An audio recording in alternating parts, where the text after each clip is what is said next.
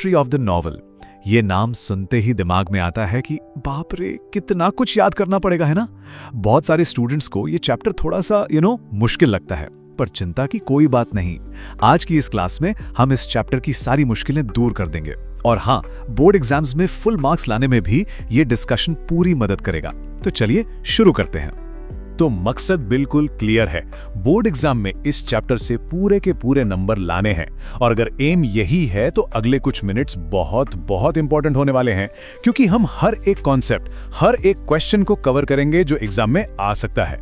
एक भी चीज नहीं छोड़ेंगे। तो ये रहा अपना आज का प्लान। सबसे पहले नॉवल की शुरुआत और मतलब समझेंगे, फिर इसके एलिमेंट्स और टाइप्स क्या होते हैं वो देखेंगे। उसके बाद फेमस ऑथर्स और खास करके इंडियन नॉवेल्स पर बात करेंगे। एक छोटा सा क्विक सा रिकैप होगा। और हाँ, सबसे आखिर में the most important part, board exam master class, जहां हम सीखेंगे कि परफेक्ट आंसर्स कैसे लिखे जाते हैं। ओके, तो चलिए फर्स्ट सेक्शन से शुरू करते हैं। नॉवल, शुरुआत और मतलब। देखिए, किसी भी चीज को अच्छे से समझने के लिए ना उसकी नींव, उसके बेसिक्स क्लियर होने बहुत जरूरी है। तो पहले वही करते हैं। तो सवाल यह है कि नॉवल आखिर है क्या। सिंपल भाषा में समझें तो नॉवल एक लंबी काल्पनिक कहानी है। ऐसी कहानी जो इंसानी अनुभवों को, उनके एक्सपीरियंसेस को बहुत गहराई से दिखाती है।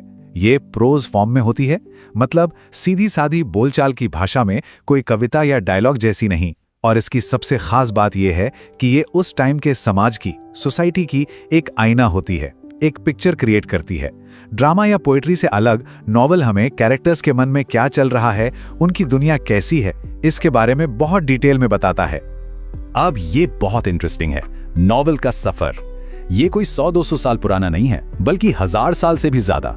माना जाता है कि दुनिया की पहली नॉवल जापान में लिखी गई, टेल ऑफ गेंजी। फिर 1605 में स्पेन से आई डॉन क्विक्सोटे। लेकिन जो नॉवल आज हम पढ़ते हैं ना, उसका जन्म हुआ 18th सेंचुरी में, इंग्लैंड में। अब सवाल उठता है कि इंग्लैंड में ही क्यों, ऐसा क्या था वहां। तो देखिए, उस वक्त वहां इंडस्ट्रियल रेवोल्यूशन चल रहा था। एक नया मिडिल क्लास पैदा हो रहा था जो पढ़ा लिखा था। उनके पास थोड़ा पैसा था, थोड़ा फ्री टाइम भी था, और न्यूज़पेपर्स और मैगजीन्स की वजह से पढ़ने की आदत भी लग गई थी। अब ये लोग राजा रानी की कहानियों से बोर हो चुके थे। उन्हें अपने जैसे आम लोगों की कहानियां पढ़नी थी। बस यही वो वजह थी जिसने नॉवेल को जन्म दिया और उसे इतना पॉपुलर बना दिया। नॉवेल से ही मिलता जुलता एक और वर्ड है नोवेला। कंफ्यूजन हो जाती है कभी कभी। तो ये क्या है, ऐसे समझिए। एक तरफ है शॉर्ट स्टोरी, एक तरफ है पूरी मोटी नॉवल। इन दोनों के बीच में आती है नोवेला। शॉर्ट स्टोरी से लंबी पर फुल नॉवल से छोटी। ये वर्ड इटालियन नोवेले से आया है, जिसका मतलब है न्यू या नया। और इसका फोकस आमतौर पर किसी एक ही घटना या एक ही कैरेक्टर पर रहता है। सिंपल। चलिए अब नेक्स्ट सेक्शन की तरफ बढ़ते हैं। नॉवल के एलिमेंट्स और टाइप्स। इन्हें हम एक कहानी के बिल्डिंग ब्लॉक्स कह सकते हैं। जैसे घर बनाने के लिए ईंट सीमेंट चाहिए होता है, वैसे ही नॉवल बनाने के लिए ये एलिमेंट जरूरी हैं। इनको समझ लिया तो किसी भी नॉवल को एनालाइज करना बहुत आसान हो जाएगा। तो किसी भी नॉवल के 6 जरूरी हिस्से या एलिमेंट्स होते हैं। नंबर 1 है थीम, मतलब कहानी का मेन आइडिया क्या है, लेखक क्या कहना चाहता है। फिर आता है प्लॉट, यानी कहानी की बुनावट, घटनाएं किस तरह से आगे बढ़ती हैं। तीसरा सबसे इंपॉर्टेंट, कैरेक्टर, जिनके बिना कहानी कहानी ही नहीं है। चौथा है सेटिंग, मतलब कहानी कब और कहां हो रही है, उसका टाइम और प्लेस। पांचवा कॉन्फ्लिक्ट, यानी कहानी में जो टकराव या स्ट्रगल है, हीरो और विलेन के बीच या कैरेक्टर के खुद के अंदर। और आखिरी है लैंग्वेज या स्टाइल, मतलब लेखक का लिखने का तरीका, उनका अंदाज। ये सब चीजें जब मिलती है ना, तब एक कमाल की नॉवेल बनती है। अच्छा, अब नॉवेल्स भी अलग अलग टाइप की होती हैं। कुछ इंपॉर्टेंट टाइप्स को समझते हैं। पहला, रियलिस्टिक नॉवेल। जैसा नाम वैसा काम। ये बिल्कुल आम जिंदगी, रोजमर्रा की चीजें और सोसाइटी को दिखाती है। फिर है पिकासो नॉवेल। ये थोड़ी मसालेदार होती है। इसका हीरो कोई आदर्श हीरो नहीं होता, बल्कि एक चालाक, थोड़ा बदमाश टाइप का कैरेक्टर होता है जो अपने एडवेंचर्स पर निकलता है। और फिर आती है गॉथिक नॉवेल। इसमें मिलेगा डर, रहस्य, हॉरर, टूटे फूटे पुराने महल, अंधेरी रातें, वो पूरा स्पूकी वाला माहौल। अब आते हैं एक बहुत इंपॉर्टेंट और थोड़ा सा ट्रिकी कॉन्सेप्ट पर, स्ट्रीम ऑफ कॉन्शियसनेस। ये फ्रेज विलियम जेम्स ने दिया था। इसका मतलब क्या है? आसान भाषा में चेतना का प्रवाह। मतलब जैसे हमारे दिमाग में थॉट्स एक लाइन में नहीं आते हैं ना, अभी कुछ सोच रहे हैं, अगले ही पल कोई पुरानी याद आ जाती है, फिर कोई टेंशन। बिल्कुल वैसे ही इस टेक्निक में कहानी एक सीधी लाइन में नहीं चलती, बल्कि वो कैरेक्टर के दिमाग में चल रहे रैंडम थॉट्स, यादों और फीलिंग्स के साथ बहती चली जाती है। जिधर मन गया उधर कहानी मुड़ गई। तो अब बात करते हैं उन महारथियों की जिन्होंने इस नॉवेल को बनाया, इसे आगे बढ़ाया। हम इंग्लिश और इंडियन दोनों ट्रेडिशंस के कुछ बहुत इंपॉर्टेंट ऑथर्स पर एक नजर डालेंगे। इंग्लिश नॉवेल की शुरुआत करने वालों में बड़े नाम हैं जॉन बनियन और डैनियल डेफो। फिर 18th सेंचुरी में सैमुअल रिचर्डसन और हेनरी फील्डिंग जैसे राइटर्स ने इसे आगे बढ़ाया, और उसके बाद तो लाइन लग गई। जेन ऑस्टिन आई, जिनकी लव स्टोरीज पर आज तक फिल्में बनती हैं। ब्रॉन्टी सिस्टर्स ने गॉथिक रोमांस को नए लेवल पर पहुंचाया। चार्ल्स डिकेंस, उन्होंने तो अपने नॉवल से उस दौर के इंग्लैंड की सोशल प्रॉब्लम्स की पूरी तस्वीर ही खींच दी। और 20th सेंचुरी में वर्जीनिया वुल्फ ने वही स्ट्रीम ऑफ कॉन्शियसनेस टेक्निक को मास्टर कर लिया। और ये पॉइंट, इस पर स्टार मार्क लगा लीजिए, एग्जाम के लिए सुपर इंपॉर्टेंट है। किसी इंडियन राइटर द्वारा इंग्लिश में लिखी गई पहली नॉवल, फर्स्ट नॉवल थी राजमोहन्स वाइफ, और इसके लेखक थे बंकिम चंद्र चट्टोपाध्याय। बस यहीं से इंडियन इंग्लिश नॉवल का एक शानदार सफर शुरू हुआ। ओके, तो काफी कुछ कवर हो गया है। अब टाइम है एक सुपर फास्ट 30 सेकंड वाले रिवीजन का, ताकि सारे मेन पॉइंट्स दिमाग में एकदम ताजा हो जाएं। तो फटाफट से की टेकअवेज देखते हैं। पॉइंट 1, नॉवल एक लंबी प्रोज कहानी है।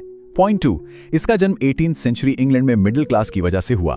पॉइंट 3, इसके 6 मेन एलिमेंट्स हैं, थीम, प्लॉट, कैरेक्टर वगैरह। पॉइंट 4, रियलिस्टिक, पिकास्के, गॉथिक इसके कुछ इंपॉर्टेंट टाइप्स हैं। और आखिरी पॉइंट 5, इंडियन इंग्लिश नॉवल की शुरुआत बंकिम चंद्र चट्टोपाध्याय ने की। Simple right? बहुत बढ़िया। और अब इस सेशन का सबसे जरूरी, सबसे क्रूशियल हिस्सा, बोर्ड एग्जाम मास्टर क्लास। देखिए, चैप्टर समझ लेना एक बात है, और उस समझ को एग्जाम में मार्क्स में बदलना वो बिल्कुल अलग चीज है। यहां हम वही सीखेंगे, परफेक्ट आंसर्स कैसे लिखने हैं ताकि एक आधा नंबर भी ना कटे। टेक्स्ट बुक में ये मैच द कॉलम्स वाली एक्सरसाइज है ना, ये अक्सर एग्जाम में आती है। चलिए इसको सॉल्व कर लेते हैं। मुरासाकी शिकिबू को मैच करेंगे टेल ऑफ गेंजी से। नोवेला ये न्यू से जुड़ा है क्योंकि इटालियन वर्ड नोवेले का मतलब न्यू होता है। डॉन कीहोते के लेखक हैं सर्वेंटेस। और राजमोहन्स वाइफ को मैच करेंगे बंकिम चंद्र चट्टोपाध्याय से। बस ये जोड़ियां एकदम दिमाग में बिठा लेनी है। अब एक बहुत ही कॉमन बोर्ड एग्जाम का सवाल, right a short note on stream of consciousness novel. अगर ये क्वेश्चन आ जाए तो इसका परफेक्ट आंसर कैसे लिखना है? फुल मार्क्स के लिए आंसर में ये पॉइंट्स होने ही चाहिए। पॉइंट नंबर 1, ये फ्रेज विलियम जेम्स ने अपनी book the principles of psychology में दिया था। ये मेंशन करना बहुत जरूरी है। पॉइंट नंबर 2, इसका मतलब समझाना है, यानी मन में चल रहे विचारों का प्रवाह। पॉइंट नंबर 3, ये लिखना है कि प्लॉट कैरेक्टर के दिमाग में चल रहे थॉट्स के सीक्वेंस को फॉलो करता है, ना कि टाइम के। और पॉइंट नंबर 4, एक एग्जाम्पल, पायनियर के तौर पर वर्जीनिया वुल्फ का नाम जरूर लिखना है। बस ये 4 पॉइंट्स और पूरे नंबर पक्के। एक और important question, right a short note on the Indian tradition of novels. इसका एक सॉलिड कंप्लीट आंसर कैसे बनेगा? इस सवाल के जवाब के लिए ये पॉइंट्स फॉलो करना है।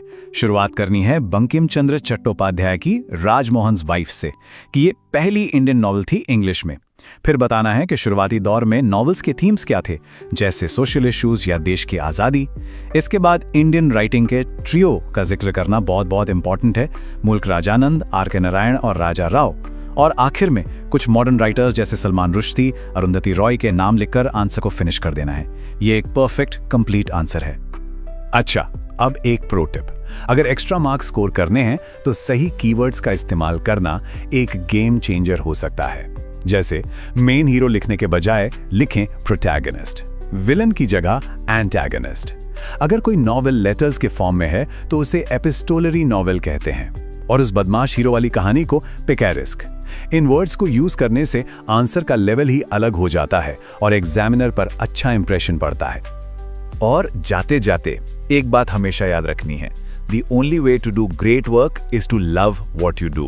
मतलब अगर कोई भी काम अच्छे से करना है तो उस काम से प्यार करना होगा। तो अपनी पढ़ाई को, अपनी तैयारी को एक बोझ मत समझिए, उसमें इंटरेस्ट लीजिए, फिर देखिए रिजल्ट्स कैसे आते हैं। तो इसके साथ हमारी तैयारी पूरी है। इस चैप्टर को हमने हर एंगल से देख लिया, समझ लिया।